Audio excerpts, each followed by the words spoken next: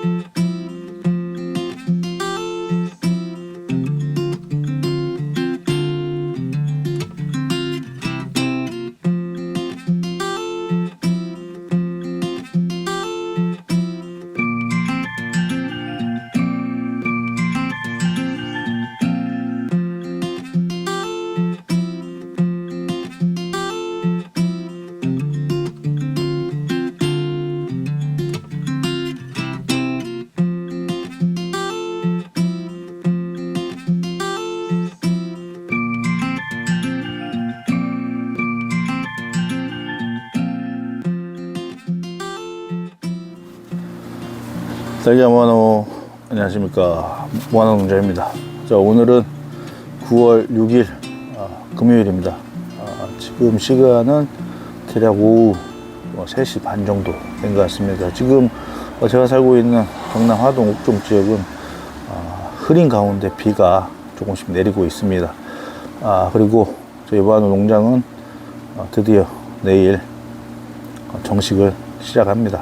그래서 내일부터 한 3동을 정식하고, 그리고 저희 육묘를 필요하시는 농가들 한 3일간 육묘를 뽑아 드리고, 또 한 3동 심고, 또 한 이틀에서 3일 육묘 뽑아 드리고, 또 마지막에 토경 3동을 설이 아니고 추석 연휴가 지난 다음에 정식을 할 계획을 가지고 있습니다.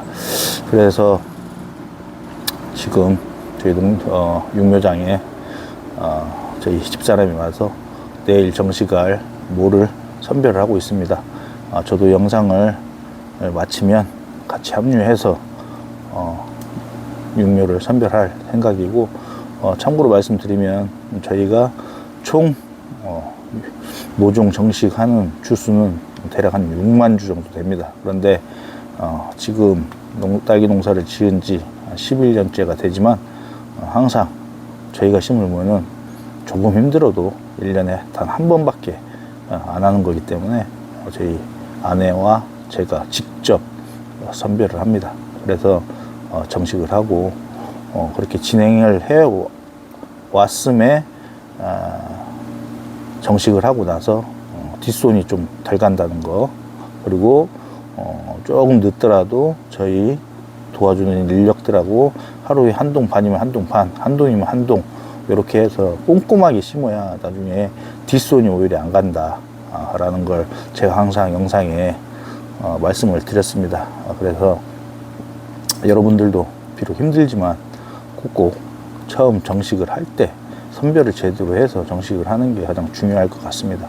그리고 이번 영상이 이제 끝나면 당분간은 조금 바쁠 것 같아요. 그래서 정식하고 나면 또 물조리도 들어야 되고, 또 작물 관리도 해야 되고, 또 양액 탄 거 공급 pH 맞춰서 매일매일 측정하고, 또 분석하고, 또 다시 세팅하고, 작물 한 달 동안 초세를 어떻게 잡느냐가 가장 중요한 부분이기 때문에 특히 날씨 이런 거에 민감하게 대응을 하려면 좀 제가 바쁠 것 같아요. 틈이 나면 또 영상을 찍겠지만 당분간은 조금 바빠질 것 같다는 생각이 들어서 오늘은 뭐 두서 없이 제가 말씀을 한번 드리겠습니다. 잔소리라고 생각하시면 잔소리로 들으시고, 또 조금 귀담아 들을 내용이 있으시면 또 잘 기억해뒀다가 기억을 해 놓고 내 작물을 키우면서 잘 활용을 하시면 될 것 같아요.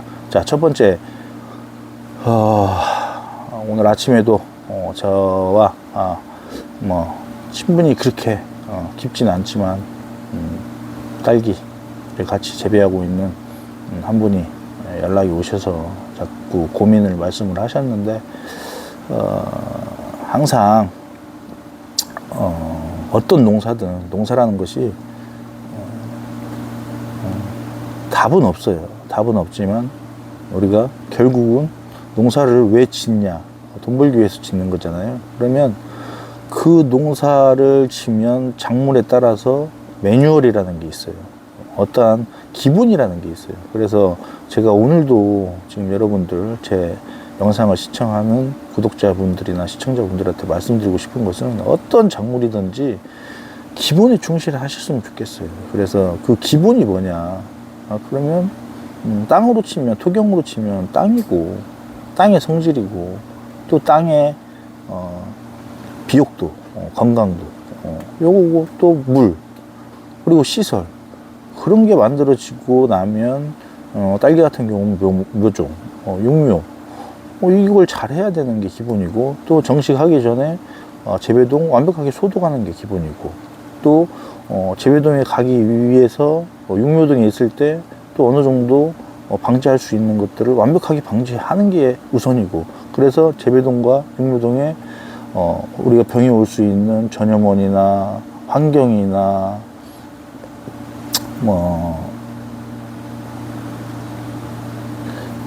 또 한 가지가 있잖아요. 병원균이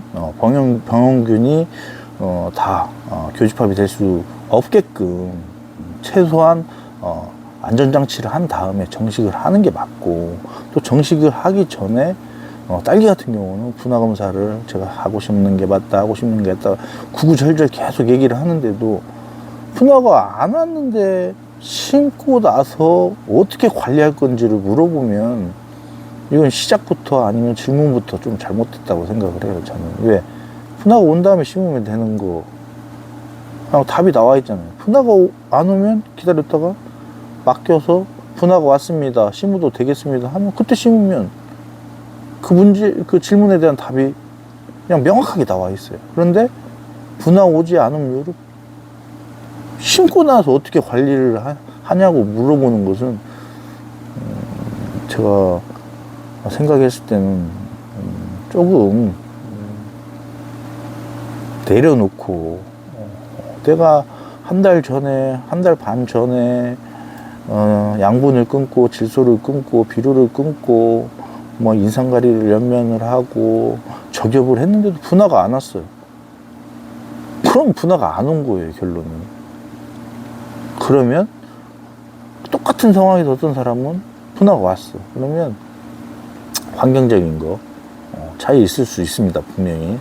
지역적인 거, 날씨, 그리고 같은 일을 했음에도 불구하고 어떻게 했는지도 아주 중요하고, 그래서 분화가 왔으면 분화가 온 사람과 오지 않은 사람과에는 어떠한 부분이 반드시 차이가 있습니다.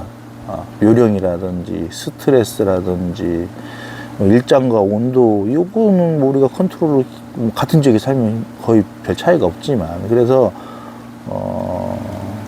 중요한 거는 분화가 오고 나서 심고 난 다음에 할 수 있는 일들을 해줬으면 좋겠어요.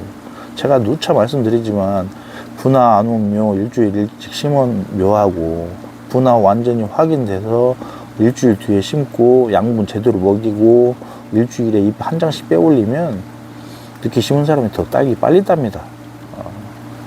어떤 사람들은 반문을 할 수도 있겠지만 이건 어느 정도의 정해진 룰이에요, 룰.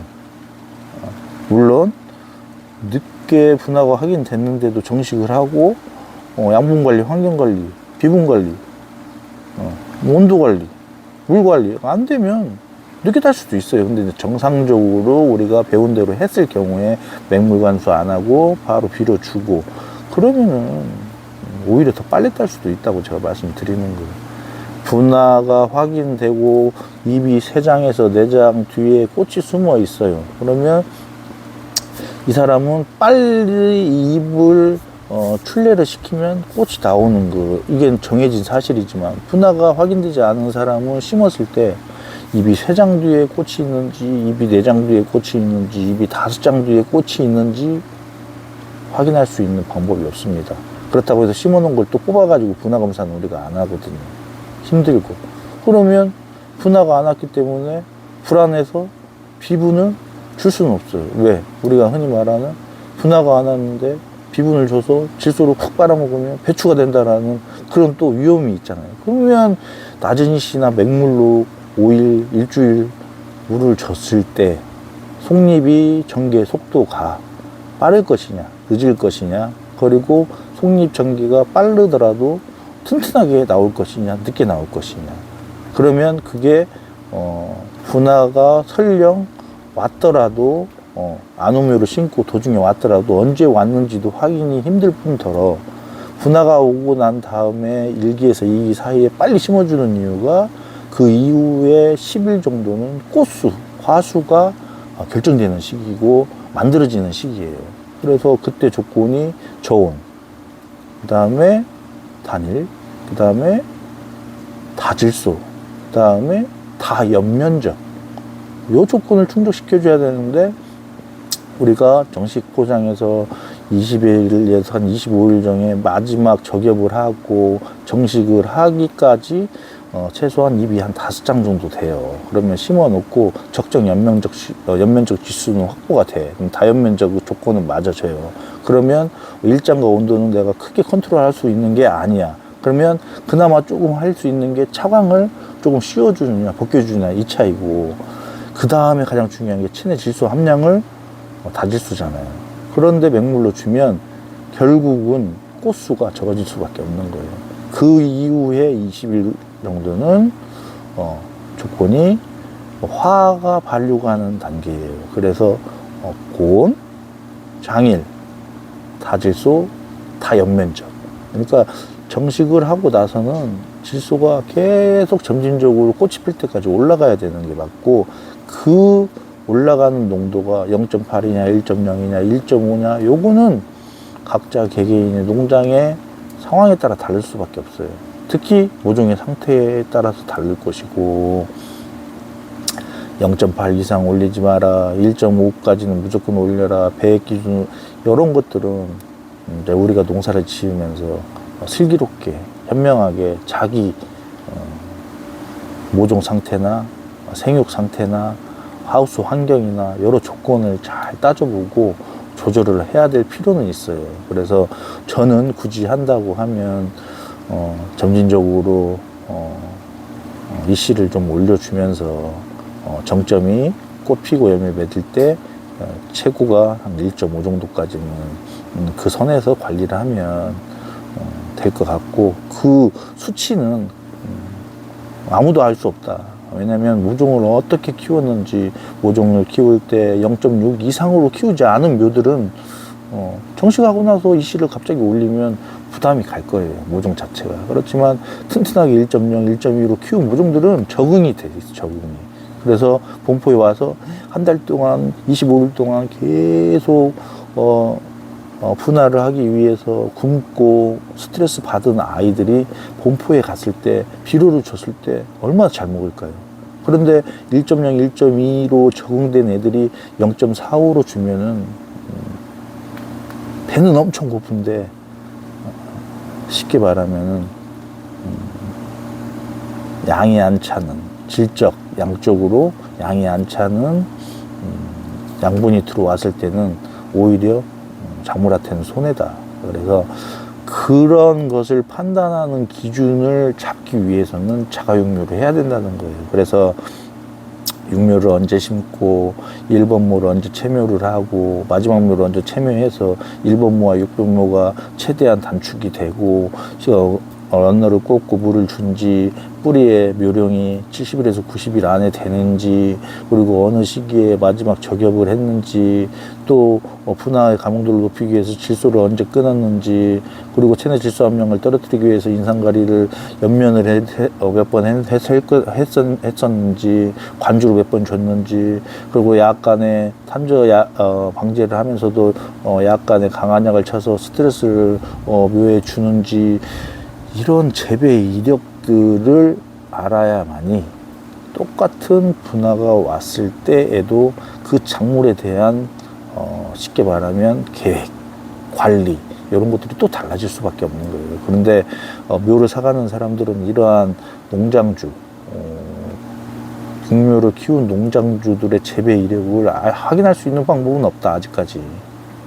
그리고 그걸 잘 설명해 줄 수 있는 농장주도 많지는 않다. 그래서 자가육묘를 꼭 해야 되는 이유가 그런 이유이고, 아무래도 그런 재배 이력이나 일지를 쓰고 관리가 된 사람들은 작물을 심어 놓고 어떻게 관리할지를 다 안단 말이에요.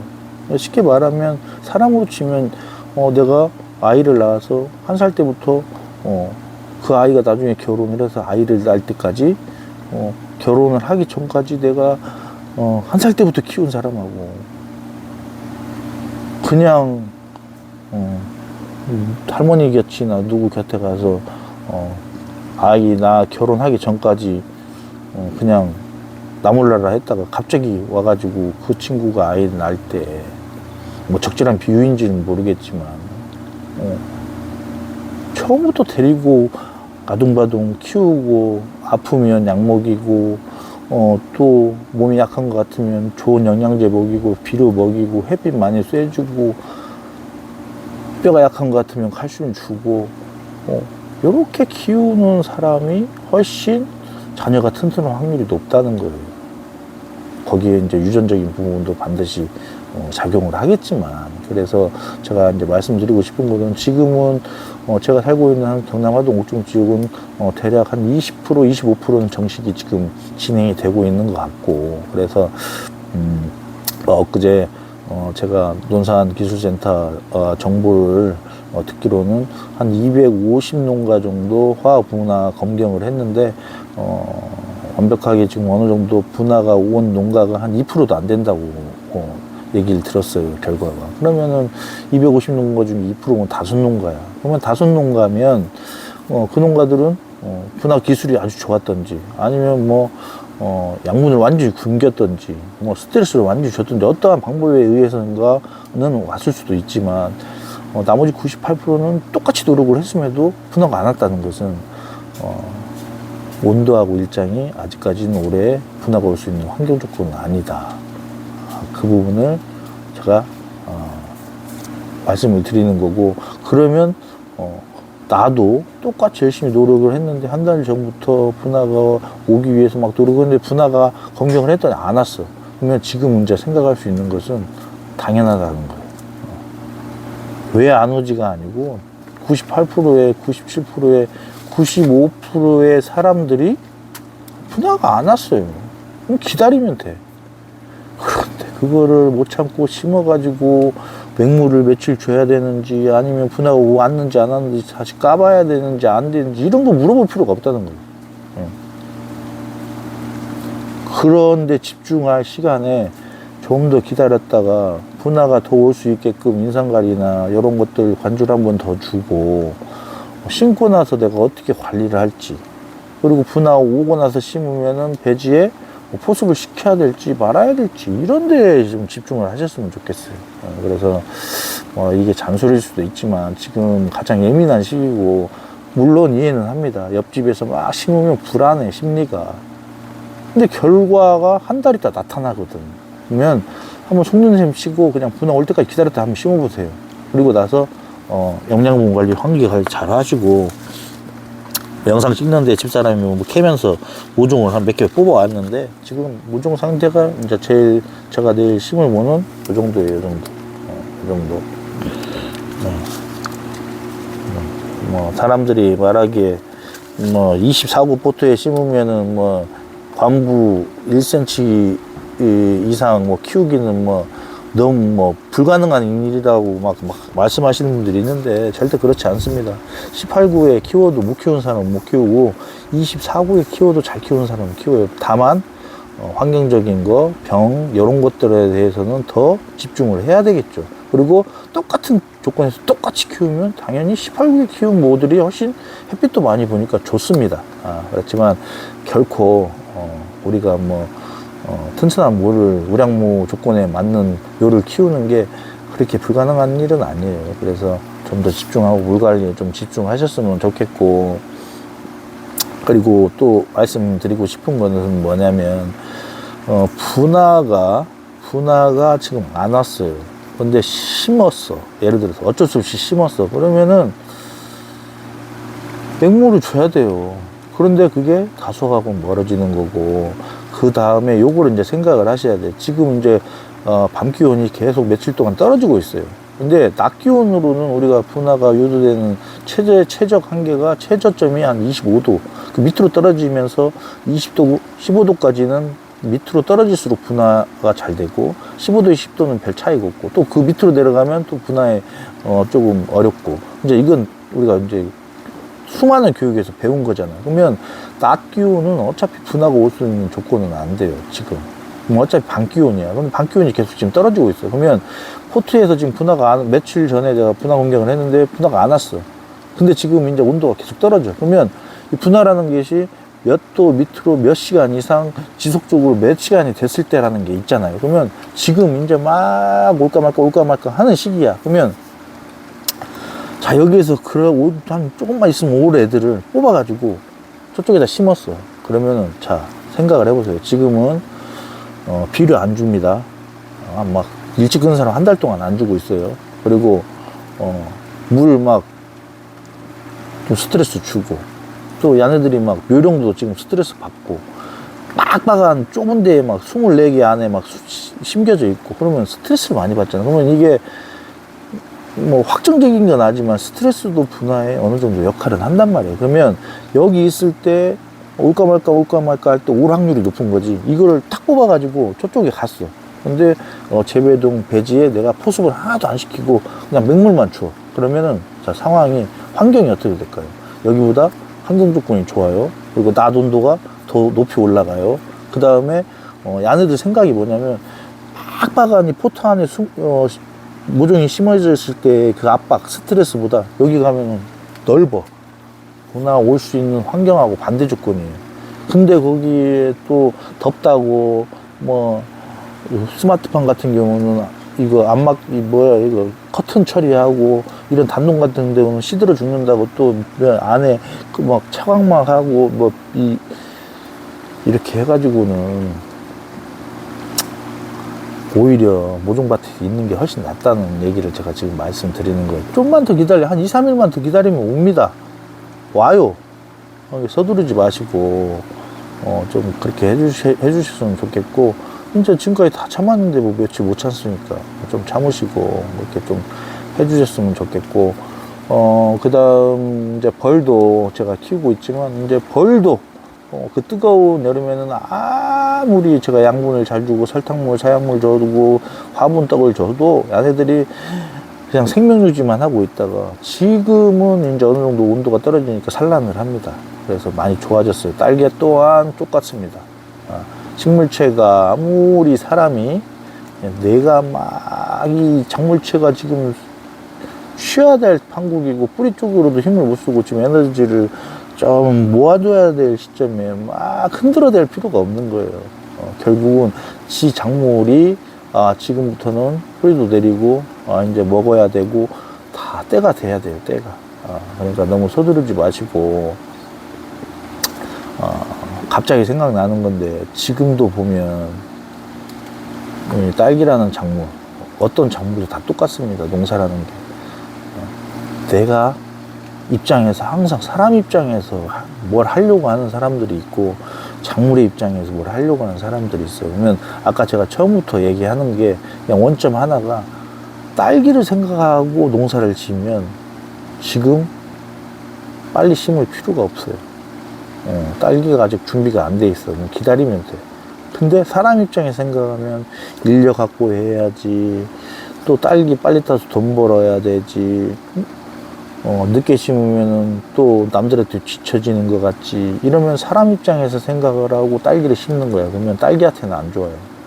근데 딸기 입장에서 생각을 하면 아직 얘가 지금 애도 안 뵀는데 굳이 얘를 심어서 스트레스를 주고 할 필요가 없네? 그럼 좀 기다려주자. 애를 뵀네? 분화가 왔네? 그럼 심어주고 마음껏 먹여서 딸기나무로 만들어주자. 항상 내가 아닌 딸기의 입장에서 생각하고 작물을 키우다 보면 농사 잘 됩니다. 그리고 서두르질 않아요. 그래서 항상 그렇게 하기 위해서는 관찰을 해야 되는 겁니다. 그래서 관찰 없이 어떤 일을 하면 안 되고, 또 말씀드리고 싶은 것은, 우리가 수많은 딸기 교육을 막 받잖아요. 그러면 받고 집에 와서는 그런 것들을 농사를 잘 짓기 위해서 다수학을 하기 위해서 수없이 많은 교육을 받으면서도 자기 농장에 와서는 옆농가 딸기 모종 심으면 따라서 심는 게 현실입니다. 뭐라고 배웁니까? 배우는 의미가 없어요. 그걸 배우고 내가 배운 대로 어떠한 틀에 맞춰서 열심히 해보고 이론과 현장에 접목을 잘 시키고 적용을 해서 버릴 것은 버리고 가져갈 것은 가져가고, 그러기 위해서는 내가 먼저 어떤 딸기면 딸기, 토마토면 토마토에 대한 작물에 대한 생리나 어떠한 철학, 어떠한 기본 개념이 있어야 돼요. 틀이 있어야 된다고. 그거는 제가 항상 말씀드리는 게 뭐냐면 책이에요. 책.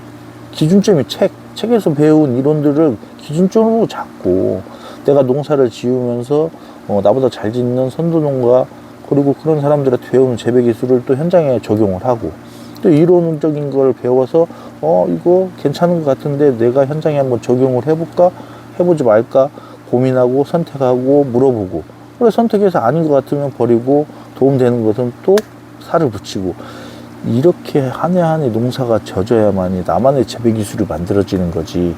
이 기준점이 없는데 해마다 이 사람이 이거 좋다고 하면 이거, 이 사람이 이 약 좋다고 하면, 올해는 선충 얘기 막 교육받으면 선충약만 막 작은 뿌리파리 작은 뿌리파리. 이 기준이 없으면 그 사람은 1년 차 때 농사 짓거나 10년 차 때 농사 짓거나 크게 발전할 가능성이 적습니다. 결국 우리가 농사를 지려면 어떠한 농사뿐만 아니라 어떠한 전문 기술이든 어떠한 것든 우리가 공부를 하면 적어도 10년이 지나면 그 부분에 대해서는 어느 정도 전문성은 있어야 된다고 생각을 하는 게 제 생각이에요. 그러려면 타곡 어느 정도의 틀을 만들어 나가야 되는데 이 기준점이 없어. 제가 보면 그냥 흘러 그냥 이쪽 군들 저쪽 군들 이쪽 군들 저쪽 군들. 그러면 내년에 농사 질 때 어떤 사람은 기준 틀을 만들어서 조금씩 살을 붙여가지고 튼튼한 집을 만들어 가는데, 어떤 사람은 해마다 기초공사만 해. 의미가 없는 거예요. 그래서 농사를 20년 30년 경력도 중요하지만 어떻게 배웠느냐, 어떻게 내가 작물을 배워서 적용을 하고 키우느냐, 어떤 시행착오를 겪어서 그거를 내가 가지고 그 작물을 키우면서 장점과 단점이 있을 건데, 당연히 초반에는 처음에는 장점보다는 단점이 많았을 것이지만 해가 가면 갈수록 이렇게 돼야 돼요. 어느 정도 동등하게 되면 이게 실패하지 않는 농사가 될 것이고, 거기에서 장점이 점점 많아지고 단점이 낮아지는 순간 내 재배 기술이 올라가는 거예요. 그러려면 아까 말한 것처럼 틀이라는 게 있어요. 그게 딸기의 생리예요. 그 생리를 모르는 상태에서 이걸 무시하고 중요하게 생각을 안 하는 사람들이 뭐 하면 뭐 좋다, 뭐 하면 좋다 흔들려 버리면 또 내년 농사 또 힘들고, 거기에 자가육묘도 안 오면 육묘를 또 사와야 돼. 그럼 육묘 사오는 순간부터 또 새로운 농사예요. 이건 악순환. 제가 항상 말하는 선순환 구조가 아니고 악순환 구조. 그러면 어떤 사람은 해마다 농사를 지면 선순환 구조로 가면 농사가 점점 잘 되는 사람이 있는 반면에, 어떤 사람은 올라갔다 내려갔다 딸기 농사 하나 잘 됐다가 안 됐다가 잘 됐다가 안 됐다가.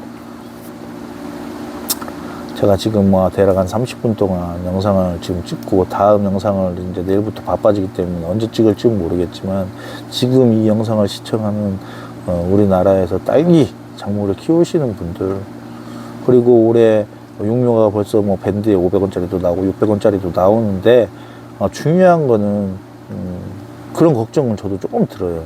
해마다 모종이 남으면 그 해에 딸기 가격은 오를 것인가 내릴 것인가 어느 정도일 것인가 고민할 수밖에 없어요.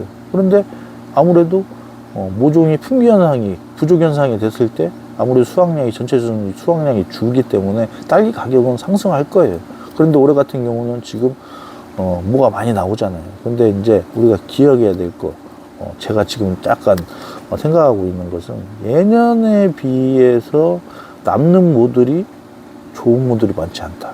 그리고 지금 정식을 하거나 농장에서 육묘를 지금 거의 막바지 가는 상황에서 좋은 묘들이 별로 보이지 않는다. 요거 포인트예요. 그러면 결국은 딸기 가격이 어떻게 될 것인가 잘 한번 생각을 해보세요. 딸기 모종이 다 좋아가지고 포화 상태면 당연히 딸기 가격은 떨어집니다. 그런데 올해는 그 상황은 아닌 것 같아요. 죽지는 않지만 뿌리 상태나 모종의 상태가 전반적으로 좋지 않다. 정식하는 포장을 오늘 제가 살고 있는 관내를 한번 싹 돌아봤어요. 점심 먹고 집사람하고. 모종 상태가 그렇게 좋지는 않습니다. 그 이유가 뭐냐면, 자, 이제 여기서 하나 내년에 농사 질 때 여러분들이 하나 딱 또 한번 잘 생각을 해봐야 될 게 뭐냐면, 우리가 화합분할을 하기 위해서는 안전하게 하려면 20일, 25일, 한 달 전에 비분을 끊는 분들이 대부분입니다. 그게 맞을 수도 있어요. 근데 그러려면 온도 조건이 어느 정도 따라줘야 돼요. 특히 언제? 밤 기온이. 근데 올해 같은 경우는 그게 좀 안 맞아 떨어졌어요. 밤 기온이 쉽게 밑으로 안 떨어졌어요. 몇 도? 25도 밑으로. 그러면 작물이라는 게 낮에는 어차피 증산을 많이 하고 광합성을 많이 하고 온도가 좀 올라가더라도 저녁에는 이 친구들이 광합성하고 일을 하고 쉬어야 돼. 쉬고 나서 광합성을 해서 입에 만든 양분들을 전류를 통해서 뿌리 쪽으로 보내면 뿌리 쪽에서 그 양분들로 에너지를 만들어야 돼. 그런데 중요한 거는 올해 온도가 높았어요. 그러면 이 친구들이 에너지를 만들어야 되는데, 힘을 써야 되는데, 호흡. 필요치 않는데 호흡에 에너지를 더 많이 뺏겨버렸어요. 그런데 잘 생각해 보세요. 제가 그때 자묘와 자묘 간의 분리를 한 달에 남았을 때 하는 사람도 있고, 2달 남았을 때 하는 사람도 있고, 저 같은 경우 일주일 전에 한다고 그랬잖아요. 정식 10일 전. 결국은 빨리 올해 자묘를 분리한 사람, 그리고 양분을 빨리 끄는 사람들이 뿌리가 좋을까요, 안 좋을까요?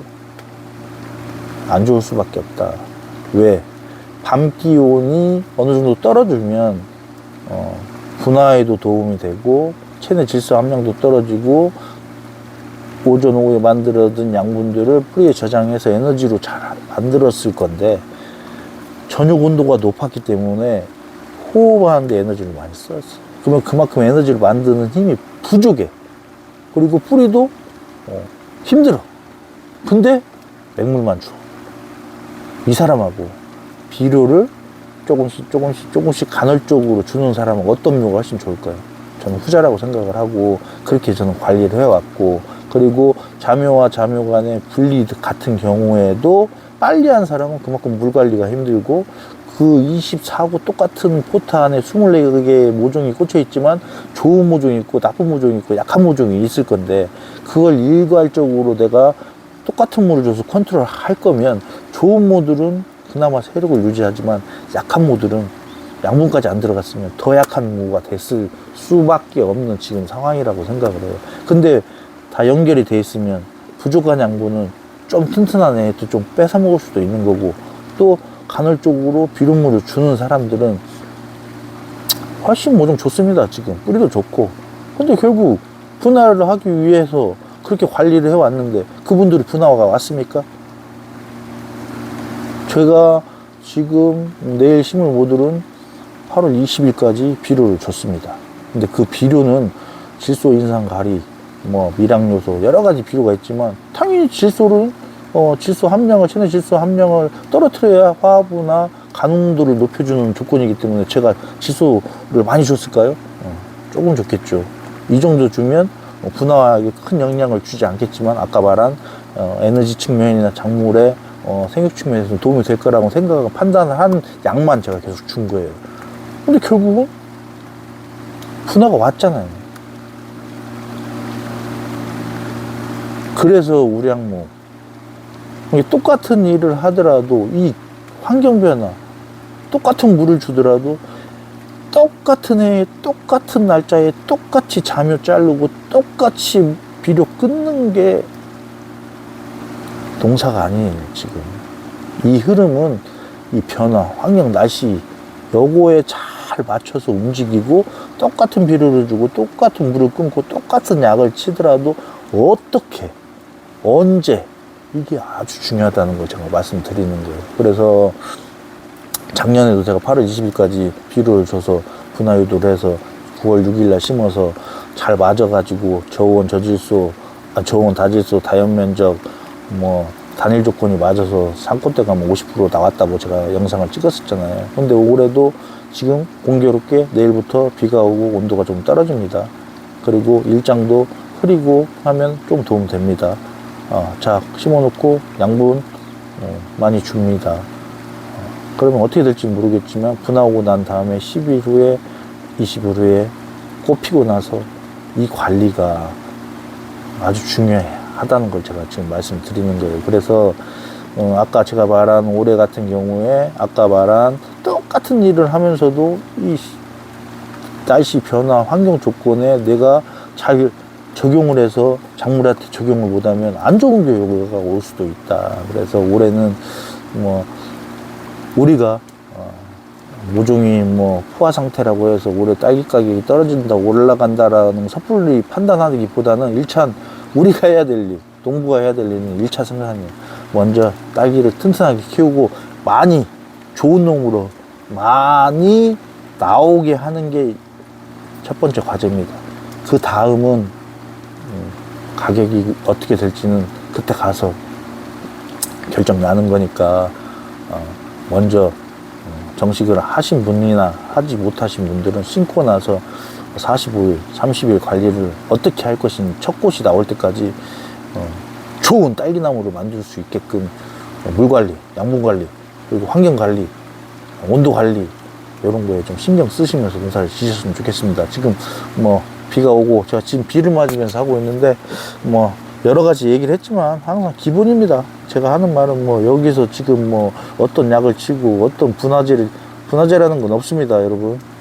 그냥 우리 양에게 타는 그냥 싼 인산가리 500g, 칠산가리 500g 섞어서 옆면보다는 관주로 한두 번 더 분화 안 오신 분들은 더 하시고 준비하시고 며칠 아니면 분화 올 것 같으니까 좀 기다렸다가 한 번 더 경경 맡겨보고 정식하고 나서 굶었던 애들 잘 먹이고 잘 먹는지 뱉어낸 거 한번 재보고 틀렸으면 다시 조절할 수 있는 방법으로 양액기 조절하고 또 관리하고 또 물량 체크하고 이게 딸기 농사라는 거 제가 말씀드리면서 오늘 영상을 마치도록 하겠습니다. 다음 영상에는 제가 정식한 포장해서 한번 영상을 올려보도록 하겠습니다. 그럼 올해도 풍작 이루시길 바라겠습니다. 특히 제 유튜브 딸기야모나 유튜브로 시청하시는 분들은 올해 모든 일 잘 되고 더불어 딸기 농사 대박 나시기를 응원하겠습니다. 그럼 오늘 영상을 마치도록 하겠습니다. 안녕.